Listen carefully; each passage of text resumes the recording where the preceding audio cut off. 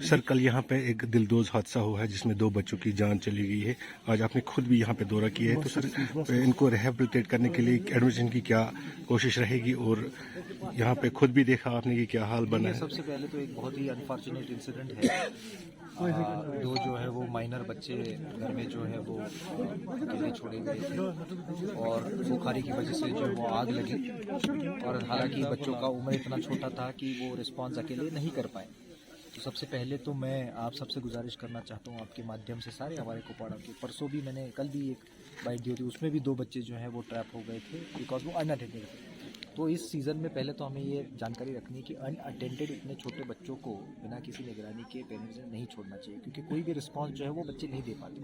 क्योंकि आप जान रहे हैं कि आए दिन हमारे पास में एक हादसा हो रहा है, ठंडी का टाइम है, हर कोई जो है वो घर में आग लग रही है। तो जान माल के नुकसान से भी जान का नुकसान जो है वो कभी हम भर नहीं पाते। आज हमने जो है वो इसका मुआयना किया, ये भी घर आप देख रहे हैं कि पूरा इसका बेचारे का घर जो है वो डैमेज हुआ है घर की वजह से। 2 बच्चों की जानें गई। जो रिलीफ देना था वो तो जिला इंतजामिया ने दिया। अभी हमने को घर का मरम्मत करने के लिए, पूरा करने के लिए 1 लाख रुपए की मदद की है रेड क्रॉस में, और बाकी भी इसका जो है वो SDRF के थ्रू जो है मदद की जाएगी। लेकिन सबसे इम्पोर्टेंट इसमें पॉइंट यही रहता है कि जो भी जान का नुकसान होता है उसको हमें बचाने की आवश्यकता होती है, इसीलिए इन हादसों को प्रिवेंट किया जा सकता है। ये बड़ा प्रिवेंट करने वाला हादसा होता है।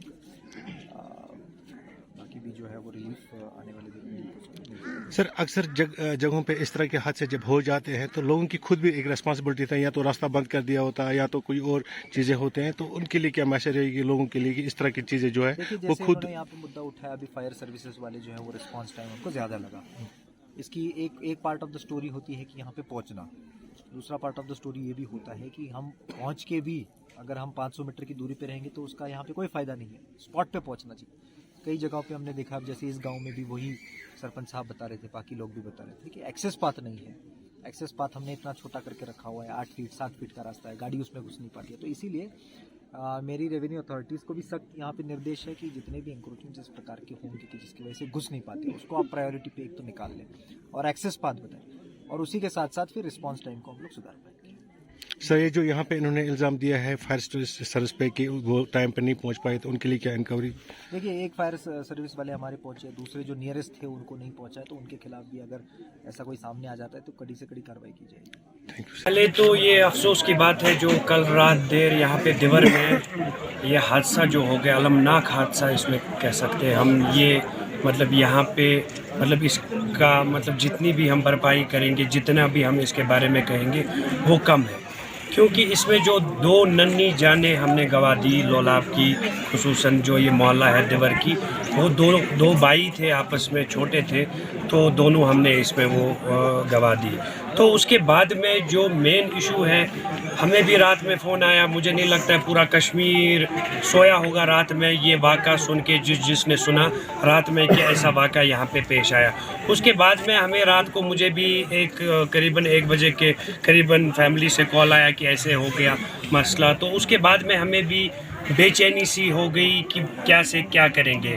तो अभी हम यहाँ पे मॉर्निंग में आए, इनफैक्ट पूरी एडमिनिस्ट्रेशन यहाँ पे लगी हुई है इनके रिहेबिलिटेशन में। बट एक बात मैं यहाँ पे आपके ज़रिए से बताना चाहता हूँ एडमिनिस्ट्रेशन से, जो कि यहाँ पे लोगों में गमो गुस्सा है वो फायर एंड इमरजेंसी डिपार्टमेंट के खिलाफ है। मसला ये होता है कि दिवर में अपना एक फायर स्टेशन है, बट बदकिस्मती से और अनफॉर्चुनेटली जो फायर सर्विस जो दिवर है वो यहाँ पे पहले नहीं आई थी, और इनके बावजूद उनके फ़ोन करने से 11 बजे के करीब आग लगी थी यहाँ पे। तब तो सब जागे ही होंगे, तो मुझे नहीं लगता है। और फायर एंड इमरजेंसी अगर हम बात करेंगे तो इमरजेंसी के टाइम ही उनका काम होता है, और अगर इमरजेंसी के टाइम पे वो सोएंगे तो क्या फ़ायदा है उस फायर स्टेशन का यहाँ पे। चल रहा था, मुझे न्यूज़ मिल सुबह सवेरे किस तरह दिवर में एपिसोड हो गया है। इस सवाल से यही कहना चाहिए, हर कोई जो इंसान हो, जो वालिद हो, जो वालिदैन हो, उनका दिल फट गया है इस वाक़े को सुनकर, क्योंकि 5 मिनट में सब कुछ आन फान ख़त्म हो गया। जब तक लोग बचाने आए थे, इसी असना में ये लकड़ी का मकान था, ख़त्म हो चुका है, और इस बेचारे के पास गुजारा भी नहीं था। जानी नुकसान भी हुआ और माली नुकसान। हम सबको मेरी अपील है, सारे कश्मीर के लोगों को जहाँ ये मेरी आवाज़ जाती हो कि हर किसी को चाहिए हर गांव में इसकी माली मदद पहुंचाई जाए कि जिंदा नहीं हम कर सकते उन बच्चों को। और इसका जो नुकसान हुआ है, हमारा दिल हमारी जान इसमें इसके साथ शरीक है, क्योंकि मैं बर्दाश्त नहीं कर पाया। जब मैं यहाँ पहुँचा तो इनको क्या हालत हो गई है, इस माँ बाप को क्या हालत हुई है वही जानता है, और हम भी जानते हैं कि हमारे दिल को क्या कुछ गुजर रही है। इस पर मेरी अपील है सबसे कि जिस कदर मुमकिन हो सके हर गाँव में मस्जिद कमेटियाँ, मालक कमेटियाँ इसके लिए चंदा जमा करें ताकि ये अपनी ज़िंदगी बसर करें।